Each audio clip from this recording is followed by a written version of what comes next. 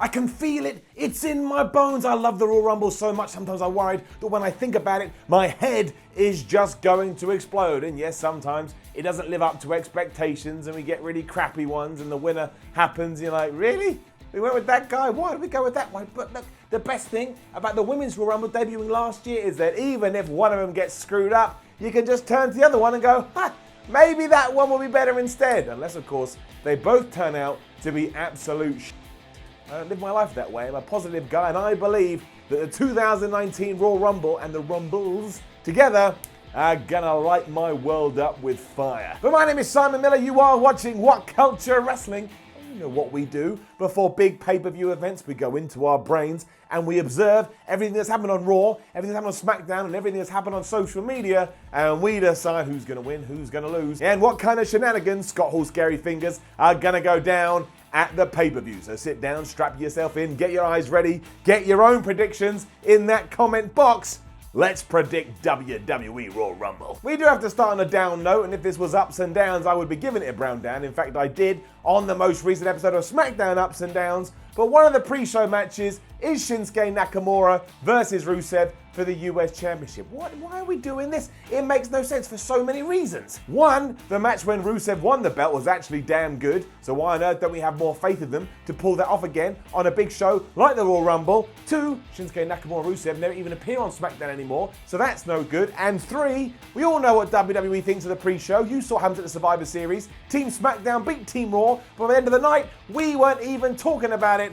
So what are we doing? We're just crapping over the US belt, we're crapping over Rusev, we're crapping over Shinsuke Nakamura. It makes me sad. Also, on a little tangent, Aiden English is now a commentator on 205 Live. And look, I'm sure he's enjoying that. I'm sure he's going to do a damn good job. But why do we break Rusev Day up? I don't get it. It makes no sense to me. It makes me want to cry. And maybe I will go do that right now. Maybe I'll walk off over there, get away from the camera lens, the camera shot, and I'll just blub. It also means when it comes to trying to guess, I don't know what's happened. Nakamura did that thing on SmackDown a few weeks ago where he beat Rusev down after the whole, oh no, you crushed Lana. That went nowhere. But I'll say Rusev retains just because that's what I want. And also, I'd like to, after this, see a proper Rusev push so that when we get to WrestleMania 35, he can have a moment like he did a few years ago when he came out on a damn tank. What happens to Shinsuke after that, I don't know. But WWE doesn't seem to care about him either now, does it?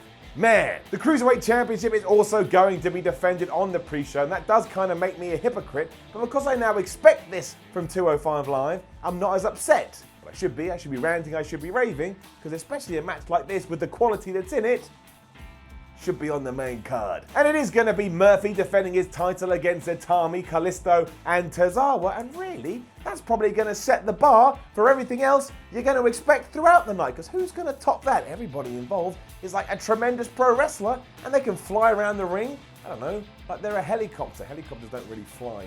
They're more of a nobody wants to get on because they're terrifying to begin with. But trust me, this will be really good. If you have been watching 205 Live as well, you know that Buddy Murphy is actually coming into his own to the point he should really be called up to Raw or SmackDown, much like Mustafa Ali was recently, so I'm going to back him too. That does mean I've gone for both the championships in our opening contests, but I just don't believe that WWE is going to move any belts around before the official show has started. I'm just that kind of a guy. We will then get into the pay-per-view properly, and who actually knows what's going to begin it? Because do you have one Royal Rumble to open and another Royal Rumble to close, so they're not too close together? I assume that you would.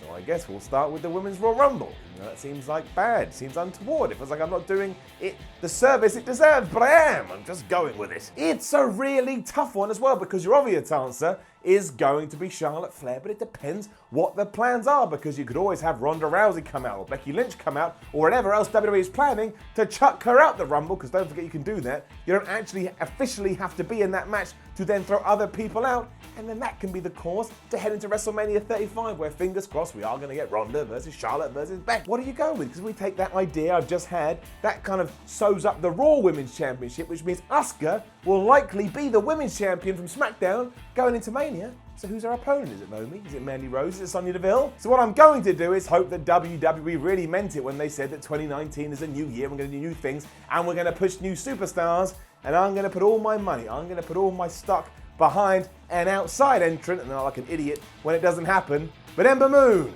You my gal. And yeah, that does mean at some point she's going to have to shift over to SmackDown, but that's really easy to do. So if you do win, you say, oh, by the way, I want to challenge Asuka. She's on SmackDown, so now using the magic that's been presented to me, I'm going over to Tuesday nights. Also, she ain't doing much on Raw, is she? Despite the fact she's really talented, and we should be pushing our talented women's wrestlers. And again, I'm looking forward here. But at WrestleMania 35, if I get that triple threat for the Raw's belt, and I'm getting Asuka versus Ember Moon for the SmackDown one, I ain't going to be upset. I'm going to be the opposite of upset. Not upset. We'll then move on to the Bar defending their tag team championships against Shane McMahon and The Miz, and I am so confident about this, I am going to guarantee it. Shane McMahon and The Miz are about to become the SmackDown Tag Team Champions. Look around with fear. You just got to look at what happened on Tuesday night to make that assumption. Sheamus and Cesaro absolutely whipped the ass of Shane McMahon. They absolutely whipped the ass of The Miz. And surely the only reason they did that is because they need to stand tall. It's that classic WWE thing. And it does change. Every now and then they do pull the wool over your eyes. But if you do well on the TV and you've got a pay-per-view on Sunday, it's likely you're going to lose. Also, there has been a long built-in storyline when it comes to The Miz and Shane. They're now the best tag team in the world. It's been going on since WWE World Cup or WWE Crown Jewel, whatever the hell they're calling it now. And it is ridiculous. So don't forget, this was all triggered because Shane McMahon won the Best in the World trophy. He's the best wrestler in the world. Nobody's better than him. But look, it would be quite a cool or a nice moment maybe if they do it right, if The Miz and Shane can walk away with the titles. I don't think it's all cut and dry though, again. To the future, I think these two are probably going to fight at WrestleMania 35 as well, and they'll implode as a tag team because The Miz will really want it, and Shane will eventually realise, I don't care that much, and it's all brought together by daddy issues. It could even be clean as a cucumber too. We'll probably see a coast-to-coast, maybe an elbow drop through the table, The Miz will hit the skull-crushing finale, and if you like it, you can't get mad about that big trophy anymore, because that was the catalyst. And this is where it's brought us. The Miz, Shane McMahon, your new SmackDown Tag Team Champions. Maybe for the Rumble. It's at this point you start realising what a great card WWE's put together. Because now we've got to talk about Becky Lynch going after the SmackDown Women's Championship against her new rival, Asuka.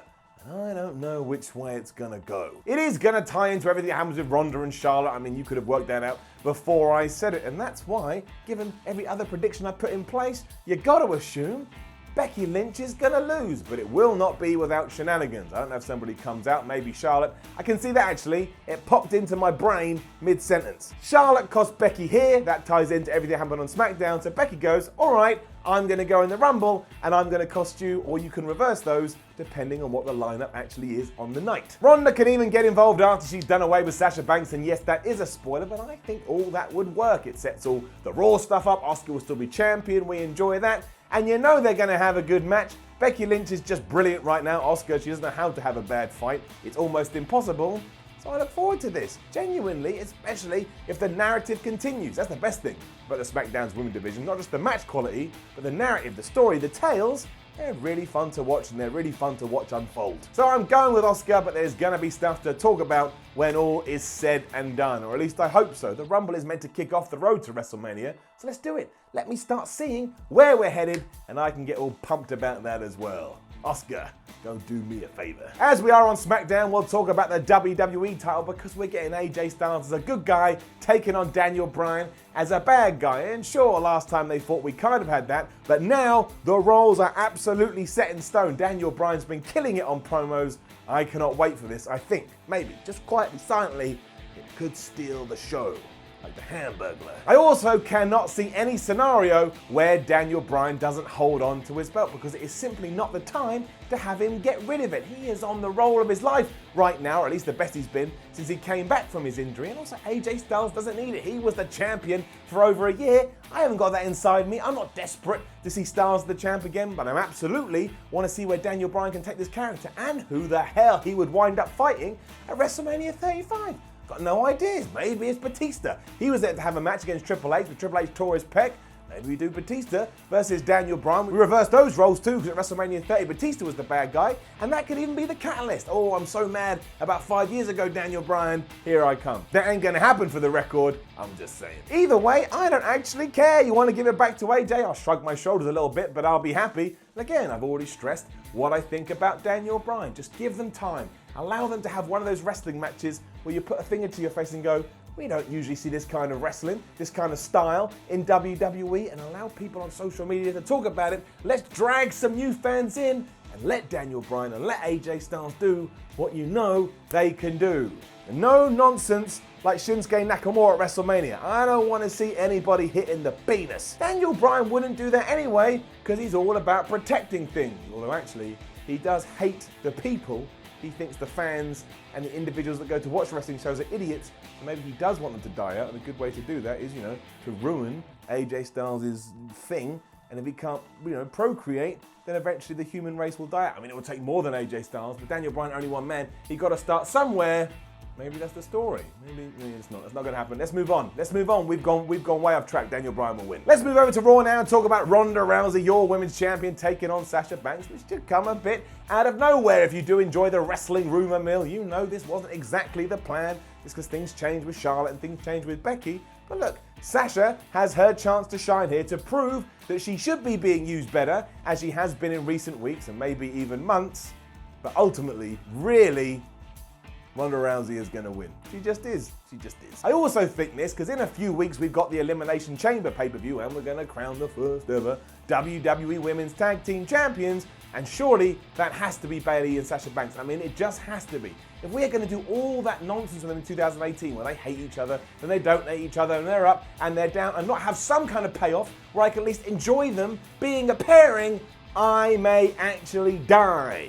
I won't because that's not a cause of death, but again, I'll be really upset. Also, you ain't going to have Ronda lose her title now when she's on the cusp of going to WrestleMania 35, doing the main event. I'm saying it like that because I keep repeating myself, but it's true. The cool thing about this whole card, I know I look down there, the card isn't there, but the cool thing about this whole card is it does all intertwine and intertwine with one another. What Charlotte does will affect Becky, which will affect Ronda, and vice versa. They're all going to come together, especially again if the triple threat is what we're going to do. You have to set up here, you have to plant the seeds, because you've still got some brand hopping to do. That takes some time. WWE has done a good job in reminding you the Banks statement is a pretty devastating submission though, and given that Ronda has the armbar, that sets your foundation up for these two to absolutely smash it. Unfortunately, Sasha Banks, you are going to tap out to said armbar, and I just hope you get a good showing. You deserve it. You can start climbing your way back to the top, which will culminate with a tag team win with your best friend in around about 4 weeks. It's another obvious one because I don't think anybody in their right mind actually thinks that Finn Balor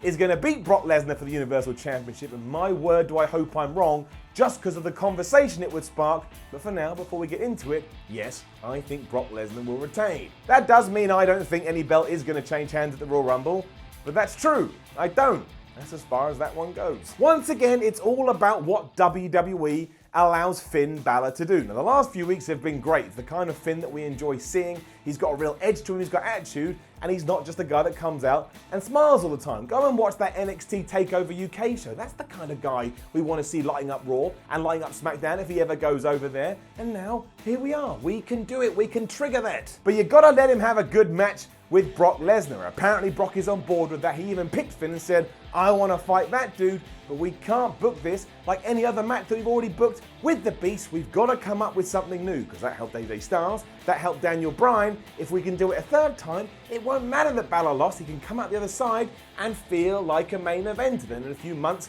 when kind of time gets there, you can put him in the main event. You can even put the Universal Championship back on him, and everybody's gonna be happy. And I thought that's what wrestling's all about. Happiness. Go the other way though and absolutely job him out, and you may even kill Finn Balor in the WWE forever. He can't go back to doing what he did before. We've seen that, and really nobody liked it at all. So please, let's use our brains here. Let's be smart. Brock can win. He can go into WrestleMania 35 and probably lose the belt to Drew McIntyre or Seth Rollins or whoever you want to push throughout 2019. Look at the situation, realize what we've got to do, and let's do it. Also, I doubt that we see the demon character here. I mean, it does make sense within kayfabe. If Finn knows that he has to beat this insurmountable monster, of course you would go and get that. But if he's just going to lose, let's not do that. And again, we can get there in a few months' time at the big show. And there may be a twist in the tale because, yeah, Braun Strowman may get involved. So one, he could distract Lesnar, and that actually costs him the title. Or two, the worst one, he just comes in, beats everybody up, and there's not actually a victor at all. But don't do that. That always sucks. It's really boring. And also WWE, you push the distraction stuff too hard anyway. We explained this on SmackDown Ups and Downs. You can go watch it now. Just to underline it though, yes, Brock Lesnar keep your belt. Which brings us to the Men's Royal Rumble, and I actually don't think it's as hard to figure out this year as it has been in the past, but maybe that means I'm being a right buffoon and I've fallen for WWE's red herrings, and I hope so, because when they do that, and then they surprise me, well, that means I'm going to have a great time. It's going to be a good show. It's going to be a good event. But if somebody put a gun to my head right now, my first point would be, all right, bro, calm down. It's just a wrestling pay-per-view.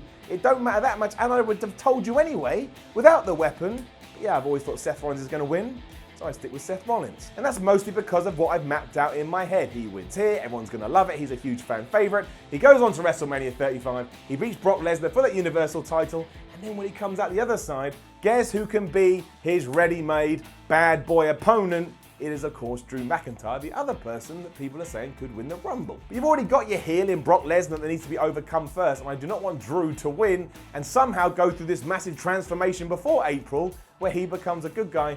That would absolutely suck. And I'm sure there's some people outside of this field that I'm not thinking about, but I'm sticking to these two just because it makes sense, and it's kind of a good sense. It's not one of those expectations like, oh, I don't want to see that. No, I do want to see it. I just want WWE to do it in a way that is, works on television. But yeah, bring it down to Drew and Seth and just let them have a really good match before Seth throws Drew over the top rope, much like The Undertaker and Shawn Michaels did back in 2007, or whenever it was. And how the hell was that 12 years ago? But ending the Rumble with a guy that everybody likes and everybody wanted to see win is always a smart move. It's going to make you feel all warm and fuzzy. You'll probably go on the internet and rave about how good the show was because you got what you wanted. And then we get Seth versus Brock at the big show in April.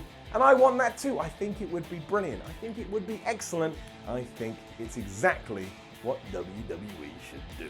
Oh, I know, bald idiot. Anyway, point being, they're my Royal Rumble predictions, but we want to know your Royal Rumble predictions too, and that is what that comment box is for. Then you like the video, share the video, you subscribe to WhatCulture Wrestling so you can stay up to date, and you go and read more articles about the Royal Rumble over on WhatCulture.com. You follow WhatCulture on Twitter at WhatCultureWWE, and go and watch more Royal Rumble themed videos right here on WhatCulture Wrestling.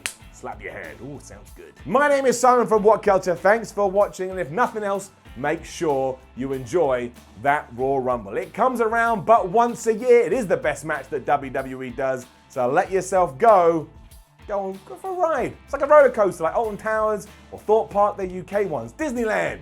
It's like Disneyland. Enjoy the Disneyland or world of WWE, known as the Royal Rumble. If I only had a jetpack, I could have activated right there and zoomed off. I mean, I would have crashed through my roof, but what an exit that would have been. Instead, I'm just gonna go this way. I don't even know how to make it off screen. I live in a small place, work in a small place.